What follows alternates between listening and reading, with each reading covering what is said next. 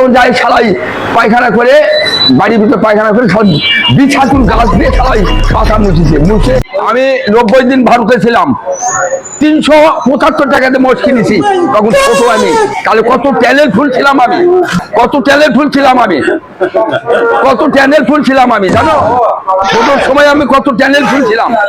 আমার মতো তোমরা হবে, জন্ম হতে হবে আর একবার। পাকিস্তানি সেনাবাহিনীরা যেভাবে আমাদের অত্যাচার করেছে পৃথিবীর কোথাও কেউ করে না জানো। তারপর হিন্দু পাড়া গেছে আমাদের সাইডেই তো হিন্দু পাড়া একসঙ্গে লাগানো। তখন যাই শালাই পায়খানা করে বাড়ির ভিতরে পায়খানা করে সব বিছাতুন গাছ দিয়ে শালাই পাতা মুছে দেখা গরম মজা।